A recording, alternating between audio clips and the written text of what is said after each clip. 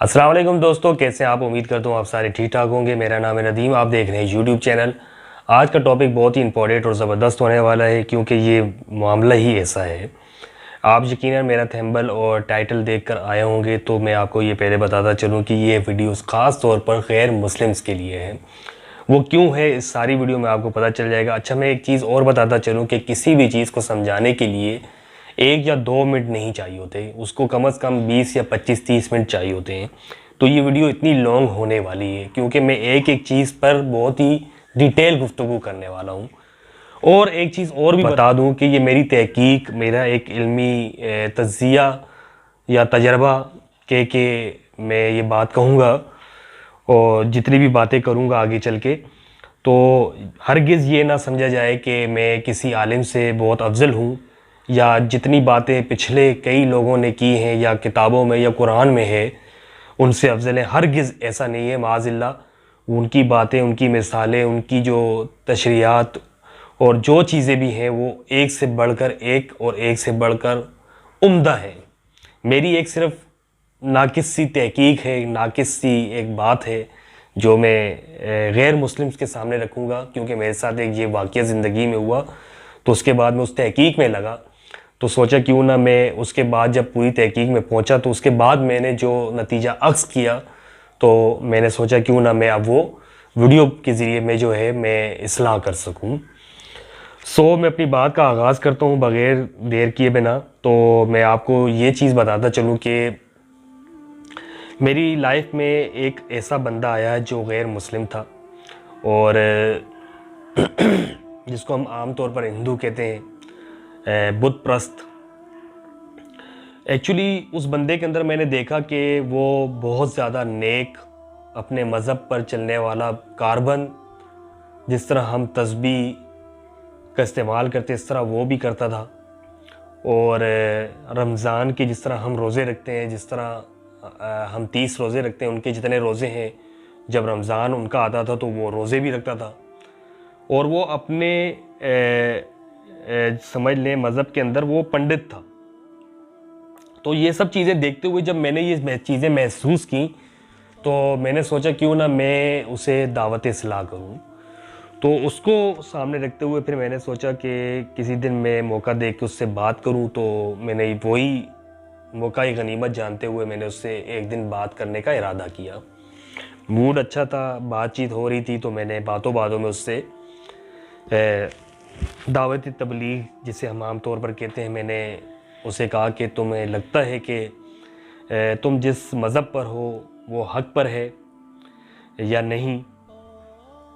तो वो एकदम से चौंका और उसने कहा बिल्कुल यकीनन मैं अपने आबाओ अजदाद के उस मज़हब पर बिल्कुल एकदम सही हूँ। मैंने कहा लेकिन हमारा मज़हब कुरान दूसरे तमाम मज़हब की नफ़ी करता है और वो कहते हैं कि जो अल्लाह के साथ शिरक करता है वो जन्नत में दाखिल नहीं होगा।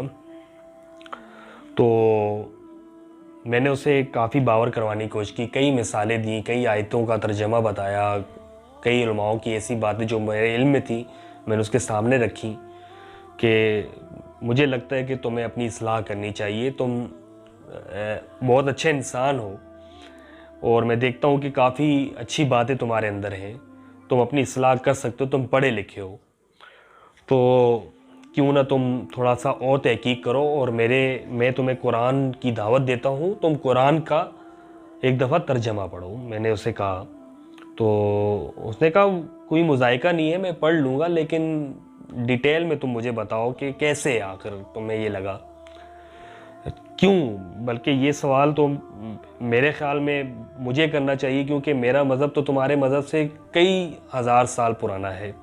उसने इस तरह बात की। मैंने कहा वो कैसे मेरा उसने कहा कि 3-4 हज़ार साल पुराना, और हकीकत ये बात, इसमें कोई शक भी नहीं है। तो मैंने कहा ठीक है, लेकिन जब कुरान आया तो उसके बाद दीगर जितने भी मज़हब थे और उससे पहले जितने भी बुत प्रस्त, आतिश प्रस्त, हमारे कई नबी गुज़रे हैं और कई पैगंबर गुज़रे हैं, वो इस्लाह के लिए आए हैं। इसी वजह से तो कि मतलब कोई भी ऐसा बंदा ना रहे जो अल्लाह के सिवा किसी और की इबादत करता हो। तो वो मतलब मुतमईन नहीं हुआ। मैंने उसे काफ़ी मुतमईन करने की कोशिश की। मैंने उसे कहा कि देखो तुम्हें मैं समझता हूँ कि अपनी इस्लाह करनी चाहिए। तुम हमारे मज़हब के नज़दीक एक गलत रास्ते पर जा रहे हो, शिर्क कर रहे हो, अल्लाह की तौहीद का इनकार कर रहे हो और उसके साथ शरीक कर रहे हो। जिसकी तुम इबादत करते हो या पूजा करते हो वो गलत है। तो ये सारी बात जब मेरी उससे हुई तो उसने कहा कि ठीक है, तुम मुझे बावर करवाओ तो फिर मैं सोचूंगा। तो मैं कोई आलिम तो हूँ नहीं, मेरे जितने इल्म में जो चीज़ें उस वक्त थी मैंने उसे बताई और कोशिश किया कि वो सीधे रास्ते पर आए।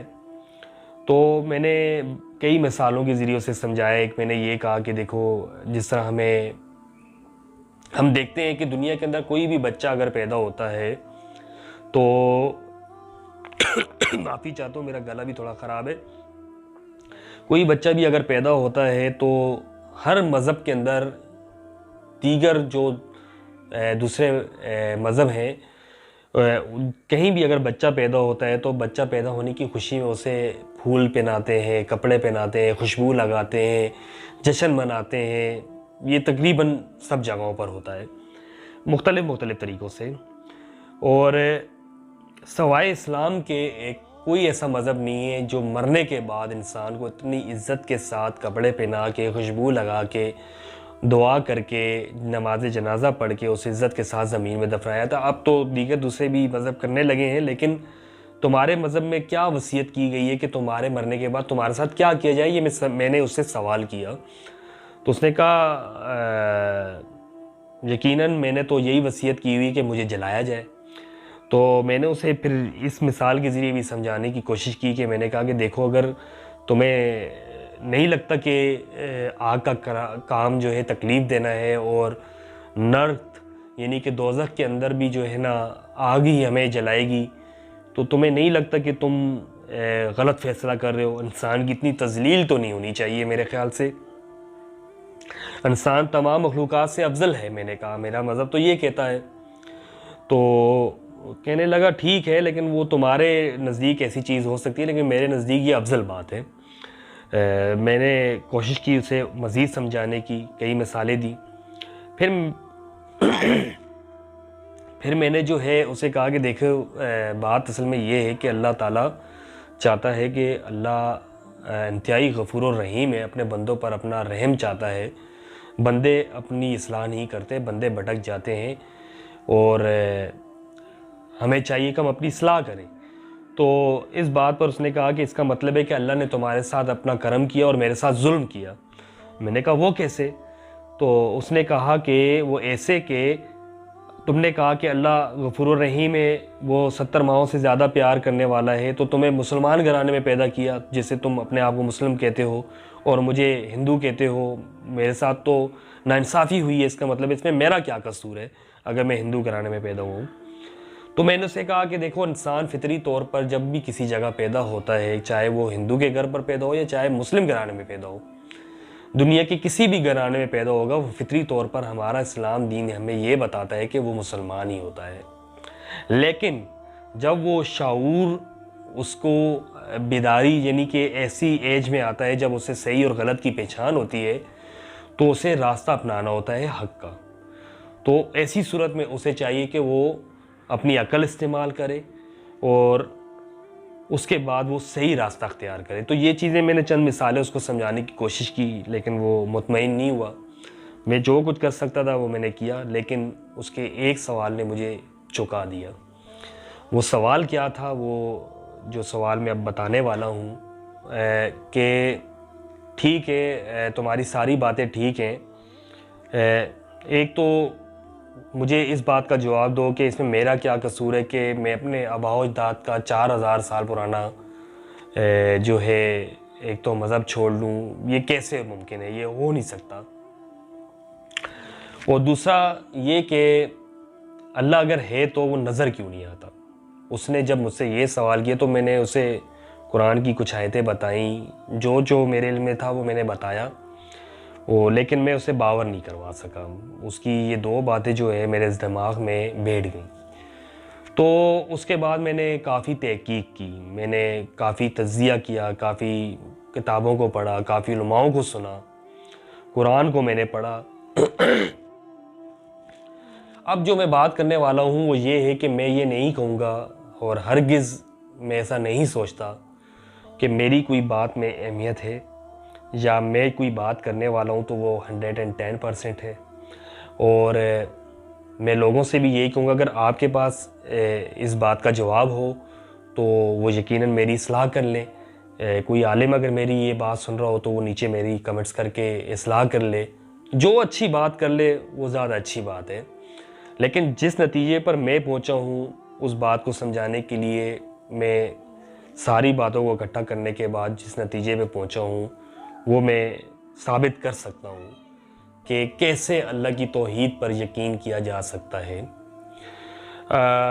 तो ये चीज़ समझने के लिए मैंने जो अपना एक इल्मी और तहकीकी जायज़ा लिया और सारा मुशाहिदा किया इस सारी चीज़ों पर, तो मैं उस नतीजे पर पहुंचा हूं कि इंसान के दिमाग में इतनी सलाहियत नहीं है।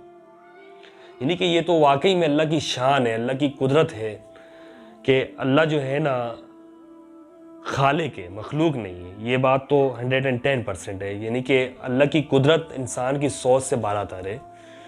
वो क्यों कहते हैं कि इंसान की सोच जब जहाँ ख़त्म होती है वहीं अल्लाह की कुदरत स्टार्ट होती है। ये बहुत सारी मिसालें हमारे सामने पड़ी हैं, तो ये 110% ये बात है।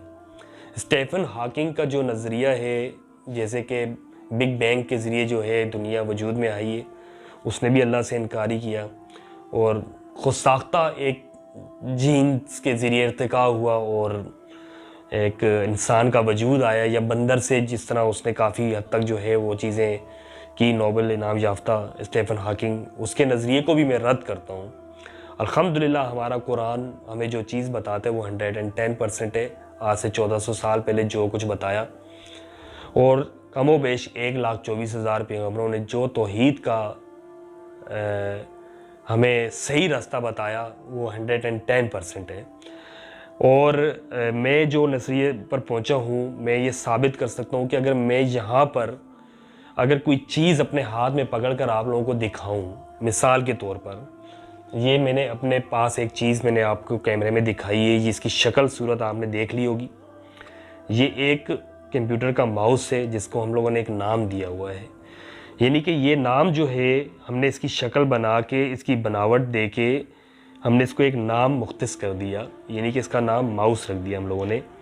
इसी तरह मैं अगर ये हैंड फ्री उठा के मैं आप लोगों को दिखाता हूँ तो ये एयरफोन, हेडफोन, जो भी कहें आप, XYZ जो तार है, वाइट कलर है, पिन लगी हुई है, इसके साथ 3.5 mm हमने एक मतलब नाम जो है ना एक मुख्तस कर लिया इसका, और हमें इस नाम से हम पुकारते हैं। जिस तरह हमारे इर्द गिर्द बहुत सारी चीज़ें हैं यूनिवर्स के अंदर, जो भी हम तहकीक करते हैं, जो भी हम नई चीज़ तहकीक करते हैं, जो भी नई चीज़, तो हम उसे उसकी शक्ल और सूरत देख के उसका एक नाम तजवीज़ करते हैं। ये घड़ी है, मैंने घड़ी पहनी हुई है, इसके अंदर सुइयाँ लगी हुई हैं, उसकी जो सुइयों पर जो टाइम मेंशन होता है, यानी कि 1 2 3 4 5 हमने एक सेट रखा हुआ है। ये डायल है, ये प्लास्टिक है, ये मैंने एक कपड़ा जो पहना हुआ है, ये किससे, ये हमने सब जो है ना एक नाम तजवीज़ करके रखे हुए हैं। इंसानी दिमाग के अंदर मैं समझता हूँ कि ऐसी सलाहियत नहीं है कि वो बग़ैर देखे जो है ना किसी चीज़ का नाम तजवीज़ कर सके। ये मैं अपने एक इल्मी एक में बात कर रहा हूँ कि इंसान का दिमाग इतना पावरफुल हो ही नहीं सकता कि वो बग़ैर देखे किसी चीज़ का नाम तजवीज़ कर सके। जब तक वो देखेगा नहीं, जब तक उसे महसूस नहीं करेगा, जब तक उसकी शक्ल और शबिया उसको वो देगा नहीं, तो उस वक्त तक वो उसका नाम तजवीज़ नहीं कर सकता। ये दिमाग की सलाहियत नहीं है। इसे कहते हैं कि जब तक आपने देखा नहीं उस वक्त आप तक आपने आज हम देखते हैं, देखें जैसे कोरोना वायरस, मैं मिसाल ऐसे दूंगा, फिर ओमिक्रॉन आया हुआ है और बहुत सारी वेरिएंट्स भी आए हुए हैं। तो जैसे जैसे जो वेरिएंट्स आते हैं हम उसकी शक्ल और उस चीज़ को देखते हुए हम उसका वो नाम रखते हैं और बताते हैं कि इसकी शक्ल इस तरह है, इसका ये नाम है।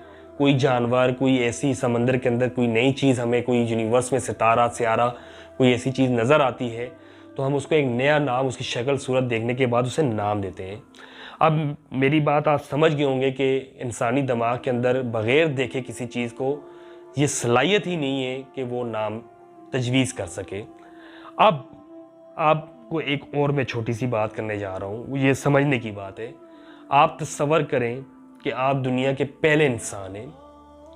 आप पहले इंसान हैं और आपके सामने बहुत सारी चीज़ें, मिसाल के तौर पर कहीं भी दुनिया के किसी हिस्से में मैंने छोड़ा आपको और आपको कहा कि कोई भी किसी भी चीज़ का नाम आप तजवीज़ करो, आप चीज़ को देखते हो, उसका नाम रखते हो, लेकिन आप अल्लाह का नाम तजवीज़ नहीं कर सकते हो।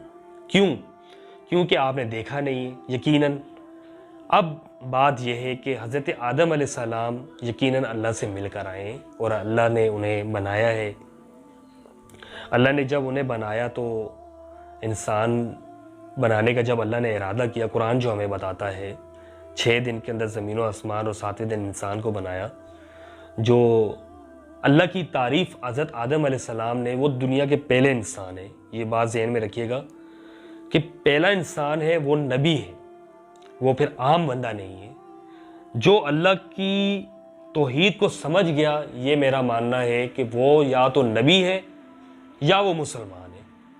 अल्हम्दुलिल्लाह, जैसे हम सुनकर अपने नबी सल्लल्लाहु अलैहि वसल्लम के कुरान के मौज़े और जितने भी ये ज़िंदा जो मौज़ा कुरान है, हम इसे पढ़कर तौहीद पर यकीन रखते हैं, हमारा ईमान है, ये हमारा मानना है कि अल्लाह है और अल्लाह के सिवा कोई इबादत के लायक नहीं है, तो पहला इंसान होने के नाते अल्लाह का नाम तजवीज़ करना कोई मामूली बात नहीं है। यानी कि अल्लाह अपने नाम में ख़ुद कुदरत रखते हैं।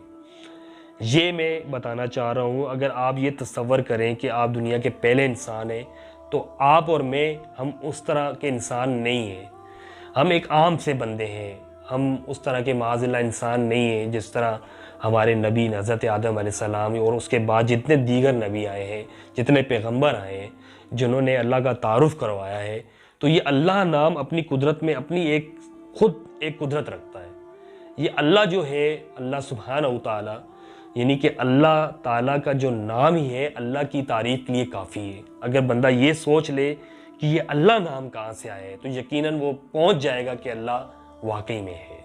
तो मेरी सारी बात का महवर और सारी बात की गुफ्तगू का पहलू आप समझ चुके होंगे कि मैं क्या कहना चाह रहा हूँ। तो ये वीडियो बनाने का मकसद मेरा यही था कि मैं ये नहीं साबित करना चाहता कि मेरी शायद ये बात उन सारी बातों से बहुत अफजल और माज़िल्ला, मैं तौबा इस्तग़फ़ार करता हूँ। कुरान की एक एक बात पर मेरा ईमान है। अल्हम्दुलिल्लाह 1,24,000 पैगम्बरों पर मेरा ईमान है। पैगम्बर इस दुनिया से गए हैं, जो अल्लाह की तौहीद बयान करके गए, मेरा उस पर ईमान है। और रोज़े आखिरत पर मेरा ईमान है। नबी सल्लल्लाहु अलैहि वसल्लम के आखिरी होने पर हमारा ईमान है। जो नबी सल्लल्लाहु अलैहि वसल्लम ने बता दिया वो 110% है। बस ये एक तहकीक थी जो दिमाग में खटक रही थी, उनको समझाने के लिए मैं कह रहा हूँ कि सिर्फ अल्लाह ताला के नाम पर गौर कर लें, किसी चीज़ पर भी गौर ना करें, सिर्फ अल्लाह ताला के नाम पर गौर करें कि ये नाम कहाँ से आया है। तो ये नाम देने वाले हमारे हज़रत आदम अलैहिस्सलाम वो हैं। उसके बाद जो दीगर दूसरे भी नबी आए हैं वो हैं। और कुरान जीता जाता मौज़ा है। मेरे जो गैर मुस्लिम दोस्त हैं वो इस चीज़ पर गौर करें। अगर वो मेरी गुफ्तगू को सुन रहे हैं तो मेरी इस बात पर गौर करें। और मैं उनको एक ही बात कहूँगा कि आप कुरान को एक दफ़ा तर्जमे के साथ पढ़ें, आपकी इस्लाह हो जाएगी इंशाअल्लाह। मैं ये मेरा यकीन है कि जो भी कुरान की तहकीक में लगा है वो रास्ते पर ही आया है। ये ख़ुद कुरान का मौज़ा है, ज़िंदा मौज़ा है। तो मैं अपनी गुफ्तगू को अब समेटूँगा। मेरी बात का तमाम मतलब आप समझ चुके होंगे मैं क्या कहना चाह रहा हूँ। मेरी इन तमाम बातों में से अगर कोई बात किसी को कोई महसूस हुई हो, कोई ऐसी चीज़ लगी हो कि शायद मैंने कोई गलत बात कह दी हो, तो आप मेरी इस्लाह कीजिएगा। मैं बहुत गुनाहगार बंदा हूँ। मेरी कोई हैसियत नहीं है कि कोई मैं इतनी बड़ी बात कर सकूँ। हो सकता है गुनाहगार बंदा हूँ, कोई बात हो भी सकती है।